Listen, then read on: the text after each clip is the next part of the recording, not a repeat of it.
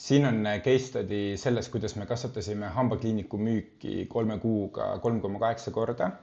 Viisime nende müügid 22 500 euro pealt 85 500 euro peale. Kasutasime hambaarsti aega selleks ainult 3 tundi kuus. Tulemuste toomiseks kasutasime Topping Model kliendihankesüsteemi. Ja siis täna selles videos ma näitangi samm-sammult, kuidas me seda tegime ja kuidas saad sina rakendada sama enda äris. Hakkame pihta. Ühesõnaga ma näitan täna ära kogu protsessi, mis siin saama hakkab. Lähme samm-sammult. Ja vaatame siis. Ehk siis, kuidas me tõime hambakliinikule 90 päevaga 3 korda rohkem visiite. Suurendasime siis nende visiitide arvu 3 korda. Suurendasime käivet 3,8 korda, kuukäive kasvus siis 22 500 pealt 88 500 peale.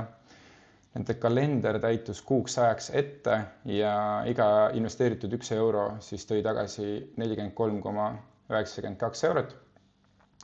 Millised need tulemused siis olid? Pilt oli siis ennem selline, et nendel oli 4 visiiti nädalas. Me viisime selle 12 visiidi peale. See teeb siis 16 visiiti kuus, ehk siis pärast oli 48 visiiti. 16 visiidist ennem conversion rate oli 30%, ehk siis ennem sai 30% nendest alustasid ravi, ehk siis 5 ravi umbes. Aga me aitasime ka nende sales protsessi, siis müügiprotsessi paremaks teha ja tänu sellele siis suurenes conversion rate ja ravi alustamisi tuli siis 48 visiiti kuus, 19 ravi alustamist ja niimoodi muutuski siis käive 22 500 pealt 85 500 peale. Aga miks see töötas? Siin on palju erinevaid põhjuseid. Esiteks, asutaja on autoriteet, ta on hambaarst, ta on oma ala täielik spetsialist, kõrge väärtusega pakkumine, kapperavi, kõrge kasumimarginaal, kapperavi maksis keskmiselt 4500 eurot, kohalik turg, lihtne sihtida, strateegiline sisu, 1 tund nädalas maksimum. Meie tegime seda intervjuu vormis põhiliselt ja meil kulus umbes 3 tundi kuus selle jaoks, et see sisu kätte saada. Ja tegelikult juhtus ka olukordi, kus kohas me läksime kliinikusse ja filmisime seda sisu kliinikus otse. Point, mis on see, et sisu peab olema autentne ja õpetlik ja kui me läksime konsultatsioonidele kaasa filmima seda, siis tegelikult mida me tegime, me filmisime neid pain points, millest doktor siis rääkis patsiendiga. Siis authority funnel, sellest ma räägin, see on siis Topping Modeli üks selline osa ja selge konversioon, mille jaoks oli siis esimene visiit. Et see on ülioluline ka, et mis see konversioon on. Ja kui sa veel mind ei tea, siis mina olen Vahur Singa. Mul on 15 aastat kogemust nii disainis, turunduses, brändingus, kõiges. Siin on minu meeskond, ehitame skaleeritavaid kliendihankesüsteeme, oleme teenindanud üle 200 kliendi enda elu jooksul, hallanud rohkem kui 10 miljonit eurot reklaamiraha ja töötanud rohkem kui 20 erinevas valdkonnas. Ja mida me siis, inimesed siis, keda me oleme näiteks aidanud, võib-olla tuleb mõni nägu tuttav ette, Svennum, Karl Urbanik, Mardu Männimägi, Aram ja nii edasi. Ja miks sa peaksid seda video vaatama, on see, et kui sa oled ettevõtja, asutaja, kellel on toimiv teenus või toode, aga siin on alati väikesed agad. Sul puudub kontrollitav süsteem uute klientide hankimiseks, uute klientide voog sõltub peamiselt juhuslikest soovitustest, sinu või sinu tiimi kalender ei ole täidetud piisava hulga ostuhuvilistega, sul puudub aeg ja vajalikud oskused turunduse süsteemseks haldamiseks ja oled proovinud erinevaid lahendusi, agentuure, freelancereid, kuid pole leidnud sobivat partnerit või toimivat süsteemi, meetodit, mis päriselt tulemusi tooks.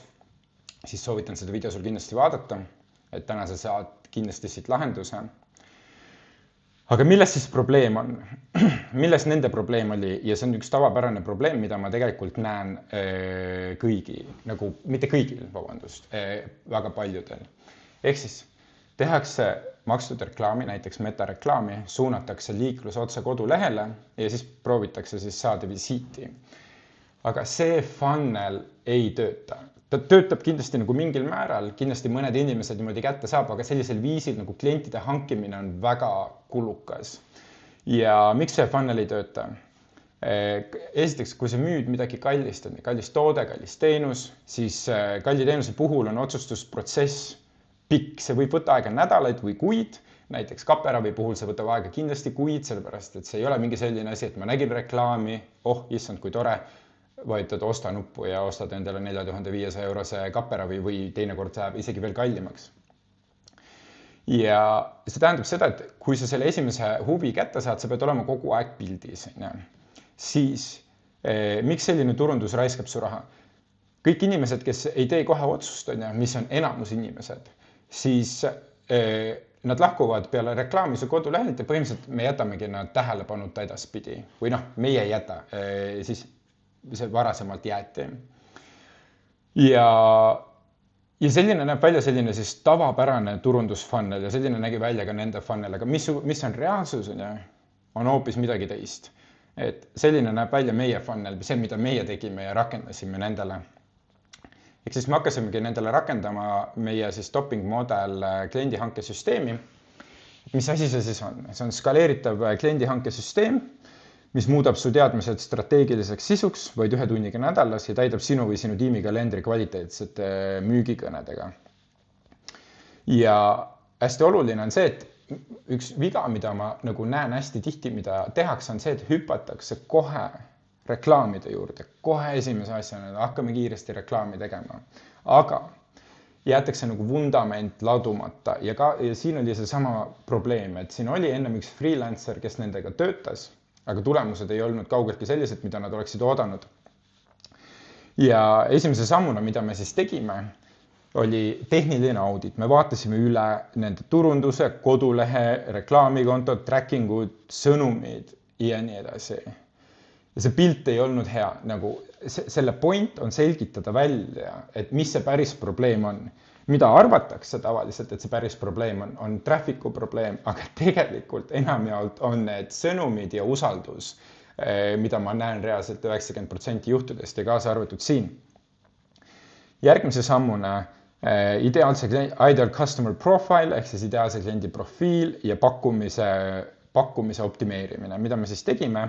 Me selgitasime täpselt välja, kes on nende ideaalne klient, missugune on selle ideaalse kliendi profiil, seda nimetatakse ka personaks, mis on nende valupunktid, mida nad tahavad saavutada, mis on nende nagu desired outcome, siis unique mekanism, mille puhul siis selle kliendi puhul oli tegemist kapperavi, seepärast, et kapper oli uus ja innovatiivne asi, võrreldes siis näiteks selle breketiraviga, mida varasemalt tehti. Breketiravi võtab esiteks mitu korda rohkem aega, see on kallim, kapperaviga on võimalik tulemused palju kiiremini saavutada, pluss on esteetiline, läbipaistvad.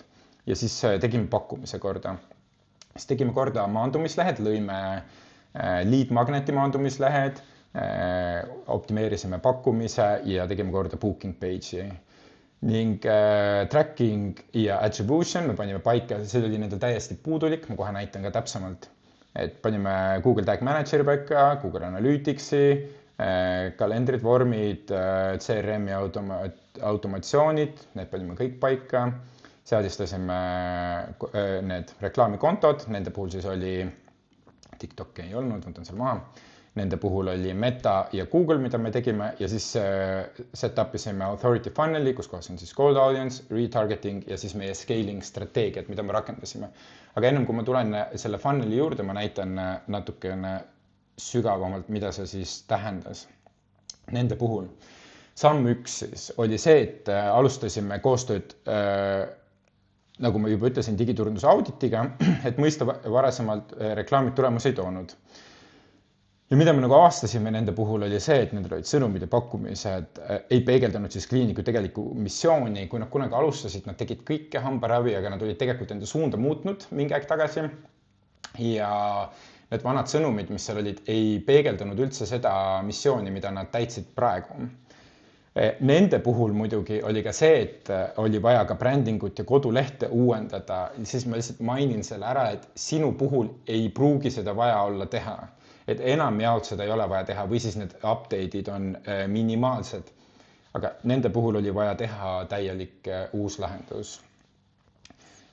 Sisuloome puudus, sotsiaalmeedia puudus, ehk siis usaldus, Google Adsi kampaaniad olid nendel, need olid ebaefektiivsed, metareklaame ei olnud üldse, analüütika ja ROAS-i mõõtmine puudusid täielikult ja muidugi puudus ka süsteemne müügi ja järelkontakti protsess ja ka puudus süsteemne patsiendivoo juhtimine. Nende vana koduleht siis nägi välja selline ja siin on näha seda, et siin on Google'i kampaaniad, klikid, siin on siis, mis siin on siis 1. aprill kuni 2024, mitte 1. aprill 2024, 571 klikki ja pole õrna aimugi, mis siin siis nagu töötas või mis ei töötanud, et nad arvasid, et see töötab, aga tegelikkuses ei teadnud mitte keegi seda. Teine samm oli siis strateegia, mis me panime kokku siis tervikliku sellise tegevusplaani, mida meil on vaja siis süsteemselt teha. Nende puhul siis me tegime ka brändingu, sotsiaalmeedia, reklaamid, lõime kliendi teekonna. See on siis põhimõtteliselt see, millest ma kohe rääkima hakkan. Ja samm 3 oli uus bränd ja veeb, mida me siis tegime neile. Nagu ma ütlesin, sinu puhul ei pruugi olla seda vaja ja enamjaolt seda ei ole tarvis. Näitan siit kiiresti läbi, mis me siin tegime. Tegime ka patsiendiportaali neile ja siin on mobiilivaated siis. Samm 4 on sõnumid ja pakkumine, millest ma sealt juba ülevalt ütlesin ka. Tegime kõik sõnumid korda, tegime pakkumise korda, et need kõnetaksid siis nende ICP-d, reklaamisüsteemid. Panime Google Adsi paika, metareklaamid, kontod ja kogu süsteemi paika.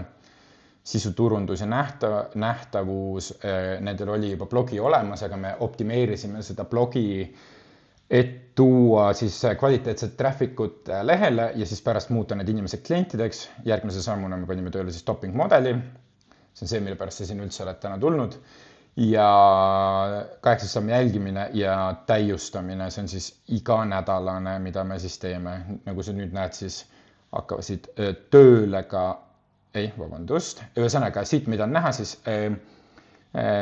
click-through rate'id, quality score'id viisime kõrgeks, see on praegu nüüd ainult Google Ads ja conversion rate 9,67, siin on näha metareklaami tulemusi ja tulemused, mis siis nendele tulid, käin selle kiiresti üle ja siis läheme sinna süsteemi kallale.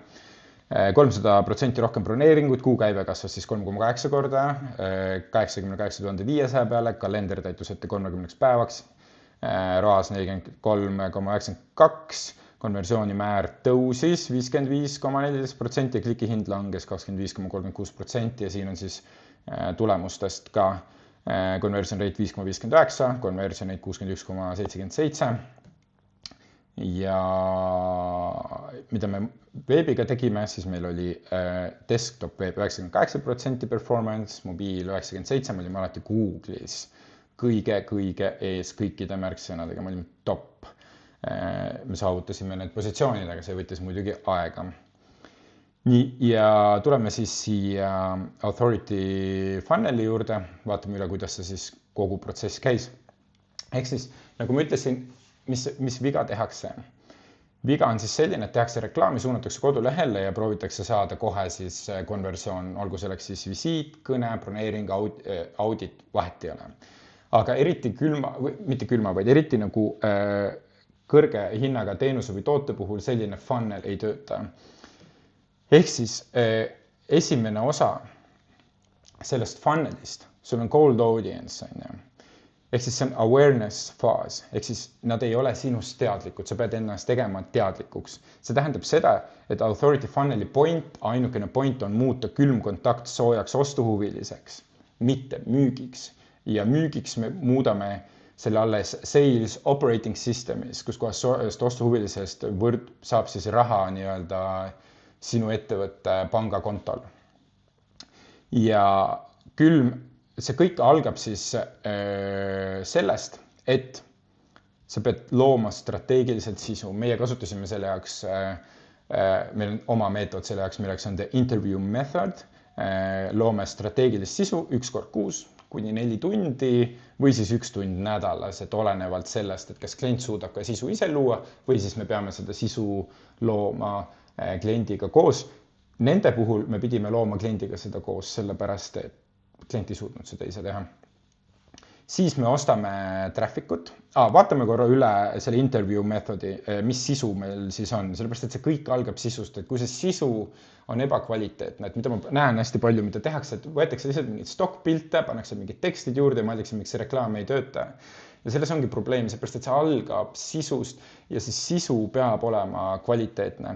Et siin on mõned näited, mida me siis tegime. Sisus siin on fotosessioon, me tegime selliseid UGC stiilis pilte, user generated content. Siin on siis interview vormis sisu, mida me tegime. Lisaks pildistasime, võtsime sellest sisust, mida me filmisime, välja doktori ütluseid ja muutsime need sellist tüüpi postitusteks. Pildistasime erinevaid asju kätes ja tegime ka erinevaid brändi reklaame.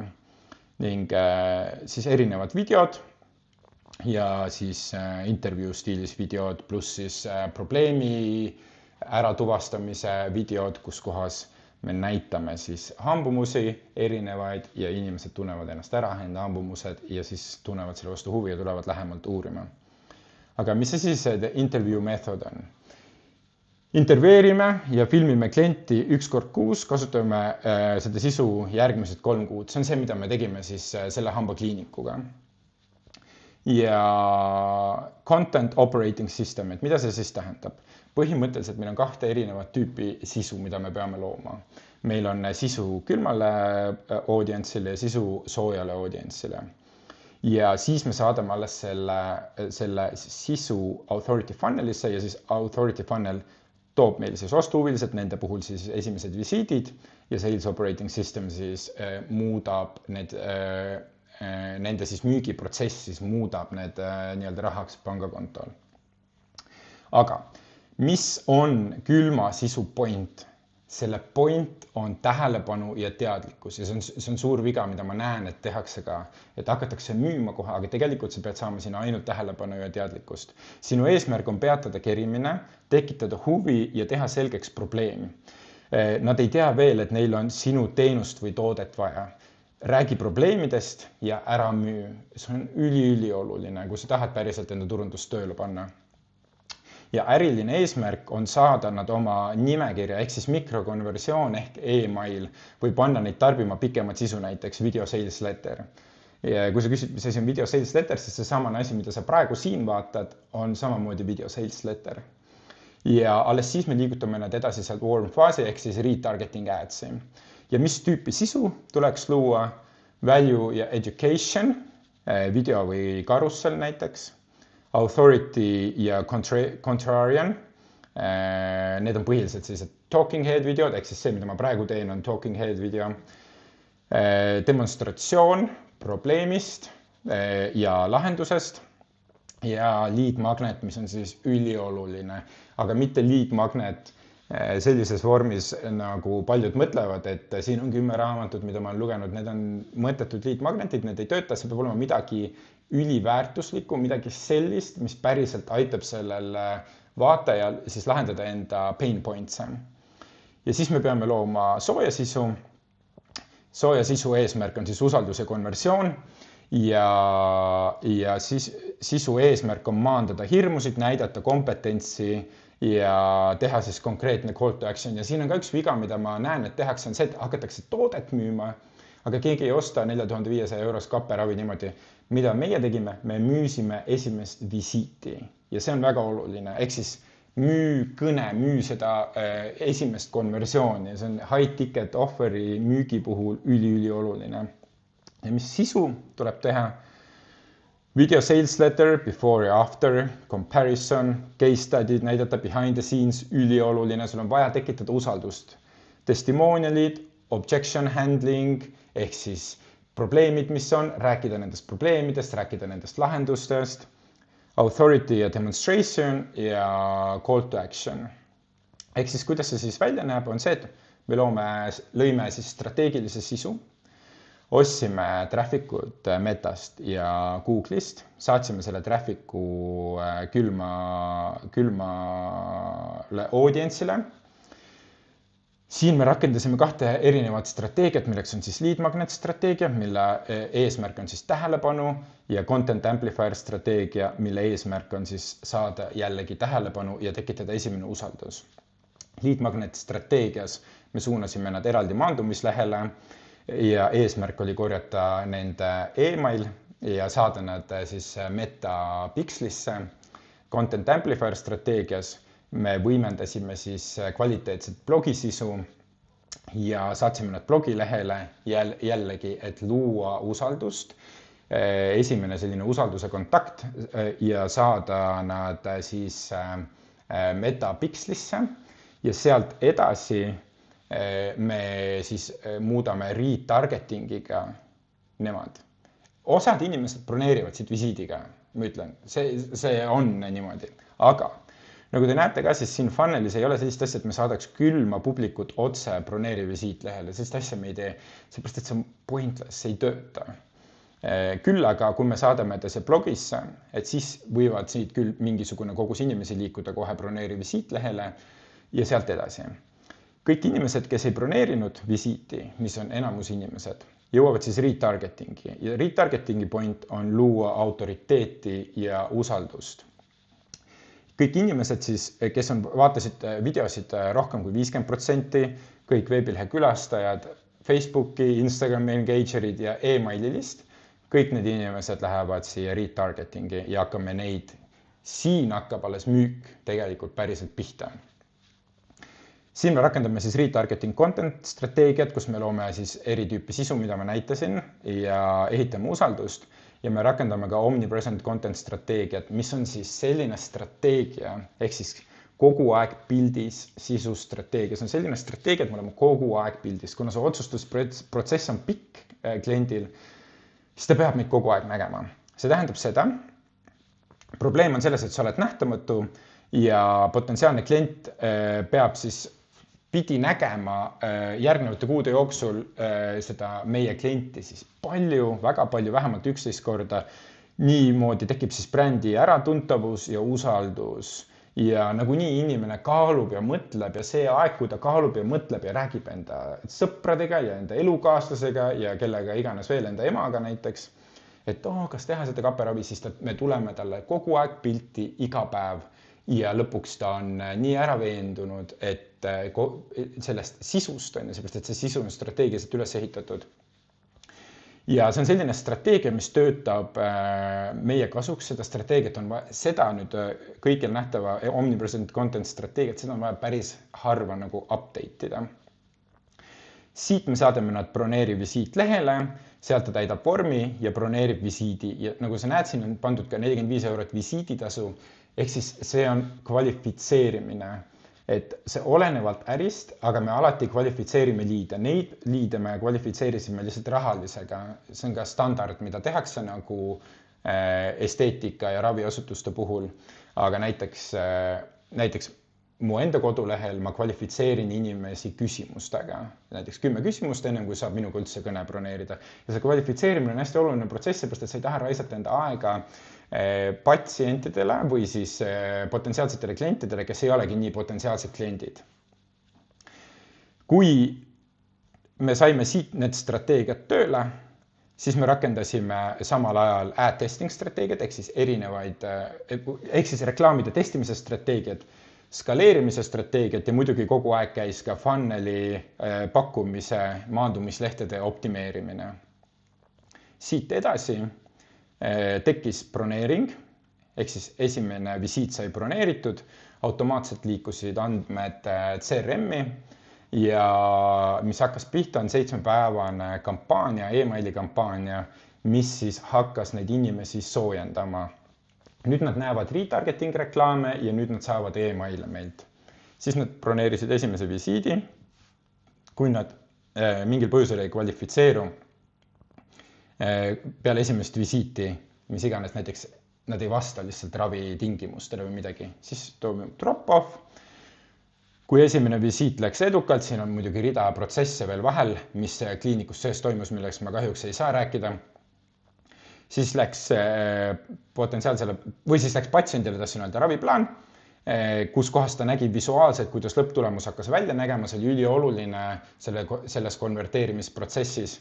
Kui ta ei otsustanud kohe, siis administraator helistas doktori nimel sellele patsiendile uuesti, küsis, et teil hakkab raviplaan lõppema, et kas te soovite, seepärast, et ta on juba raviplaani eest ka maksnud teatud summa ja siis lõpuks toimub müük ja patsient saab siis, klient peaks siis saama 100% ettemaksuarve, millest ta pidi siis pool ära tasuma ja siis läks müügiks.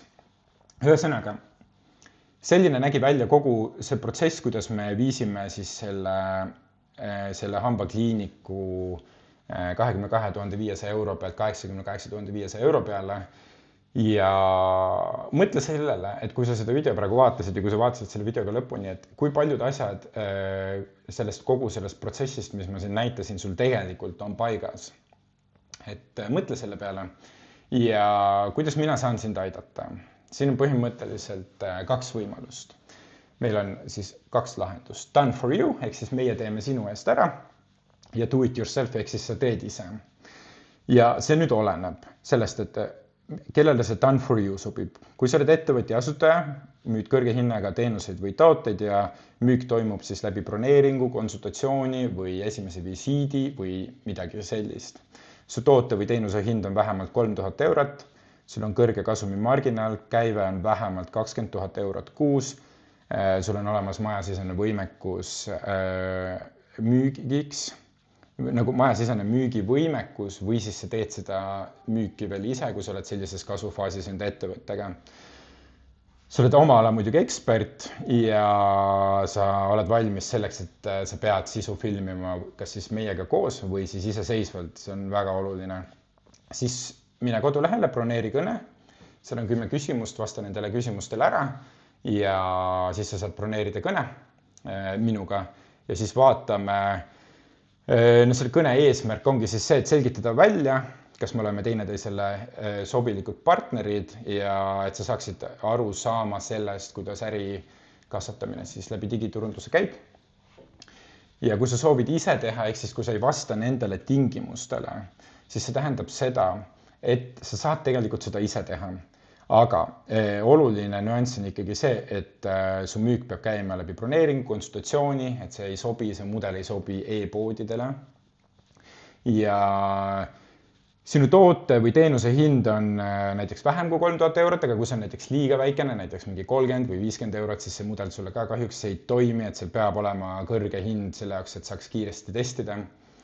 Ja kui sul on käive vähem kui 20 000 eurot kuus, siis lihtsalt töötada done for you mudeliga sulle ei ole kasumlik, aga mida me saame teha, me saame anda sulle selle blueprinti, me saame selle kokku leppida tingimustel, vaatame üle, mis su äris toimub, kas see sobiks sulle ja ma nimetan seda siis topping blueprintiks, ehk siis me saame anda sulle kogu blueprinti koos kõikide seadetega, täpselt kuidas seadistada kõik reklaamikontod, kuidas kõik kampaaniad paika panna, mis eelarved panna paika, kuidas reklaame testida, kuidas kõik strateegiad, millest ma rääkisin, omnipresent content strateegia, kuidas need setupida, kuidas seda sisu luua, skriptid, kõik asjad tulevad kaasa.